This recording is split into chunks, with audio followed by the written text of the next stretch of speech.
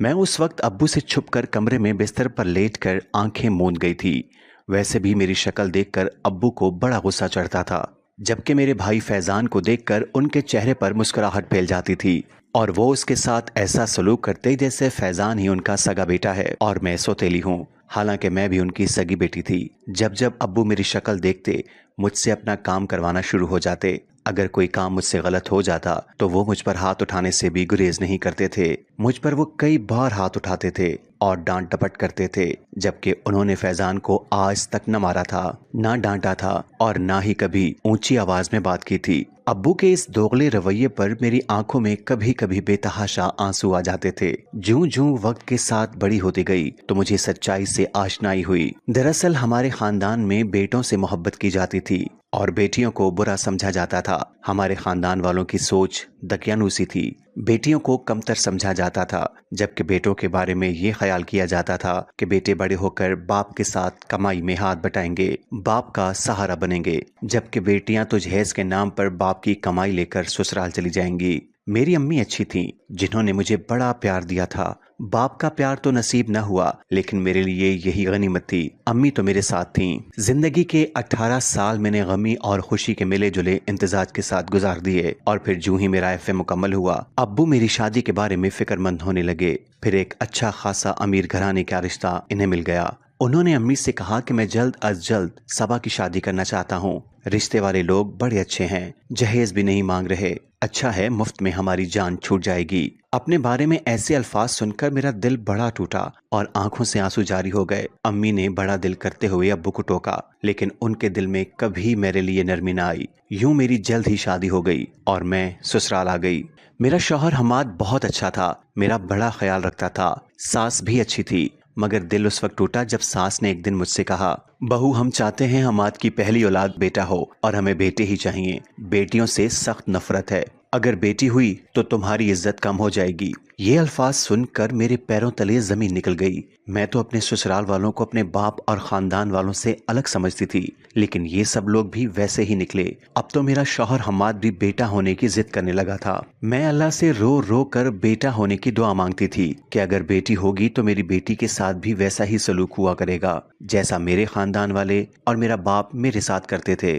मेरी शादी को 6 साल गुजर गए थे और इतने सालों बाद अब मुझे उम्मीद से होने की खुशखबरी मिली थी। इस खबर के बाद सब मुझे पहले से ज्यादा प्यार और इज्जत देने लगे थे। सास ने तो 2 टोक लहजे में कहा था, बेटा होना चाहिए। मेरी जेठानी के यहाँ पहली औलाद बेटा हुई थी और सास इसी वजह से जेठानी से बड़ा प्यार करती थी। मुझे हामला हुए पहला महीना था, इसलिए अभी बच्चे की जिन्स मालूम न हुई थी, लेकिन जब कुछ माह बाद सास के इसरार पर हम लोग जिन्स मालूम करने गए तो बच्चे की पोजीशन की वजह से जिन्स मालूम न हो सकी। मेरा दिल डर रहा था। सास और शौहर बड़े यकीन से कह रहे थे कि बेटा ही पैदा होगा। हमल को 8वां महीना था, डिलीवरी में काफी वक्त था। मेरी सास और जेठानी और जेठ दूसरे शहर खानदान में किसी की शादी पर गए हुए थे। रात अचानक ही मेरे पेट में दर्द उठने लगी तो हम्माद मुझे परेशानी से गांव के करीबी अस्पताल ले गए। हालांकि हमने सोचा था शहर जाएंगे, चूंकि वक्त न था, इसीलिए गांव के करीबी अस्पताल आ गए, जहां पता चला डिलीवरी का वक्त करीब है। मैं लेबर रूम में थी। अभी हमाद ने घर में किसी को कुछ नहीं बताया था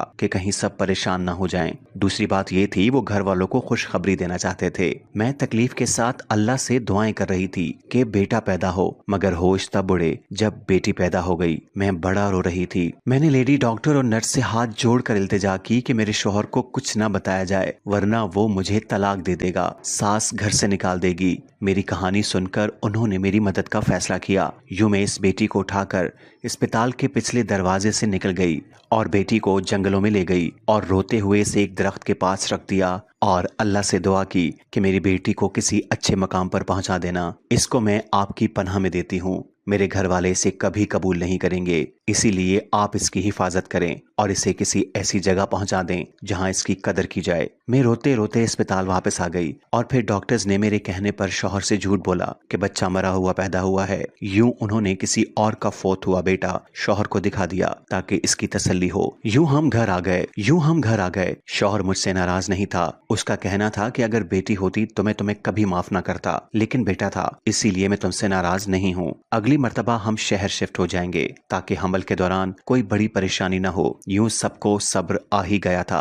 मुझे आए दिन अपनी बच्ची की फिक्र सताए रखती। एक रात उसे ख्वाब में बड़ा खुश देखा तो मुझे खुशगवार हैरानी हुई, वरना मुझे तो कई बार वसवसे आते थे कि शायद मेरी बेटी मर गई होगी, उसे कोई जानवर खा चुका होगा। मैंने अल्लाह का शुक्र अदा किया। बेटी से मिलने का दिल चाहा तो अगले दिन मैं जंगल में उसे तलाश करने चली गई और जब उसी दरख्त के पास आई तो सजदे में गिर गई। वहाँ एक औरत बैठी थी जिसके पास मेरी बेटी थी। वो मुझे देखकर बोली, ये तुम्हारी बच्ची है ना? उस रात मैंने तुम्हें इसे यहाँ रखते हुए देखा था। ये सुनकर मैंने उसे अपनी सारी कहानी बताई तो वो बोली, मैं यहीं जंगल में झोपड़ी में रहती हूँ और मैंने उसे तब गोद ले लिया था जब तुम उसे यहाँ छोड़ गई थी। मेरी कोई औलाद नहीं है। यूं मैंने अपनी बेटी उसे दे दी। कभी कभार मैं अपनी बेटी से मिलने जरूर आ जाती थी। अगले 2 सालों में मेरे घर बेटा पैदा हुआ, जिसके बाद सब मुझे किसी मलका की तरह रखने लगे। मैं बड़ा खुश थी। सब घर वाले मेरे बेटे अहमद पर अपनी जान छिड़कते थे, मगर जब बेटा बड़ा हुआ तो वो सरकश बनता गया। मेरी जेठानी के बेटे और मेरे बेटे ने हमें घर से निकाल दिया। वो दोनों नाफरमान निकले थे। सास और शौहर रोते थे कि बेटे से तो अच्छा था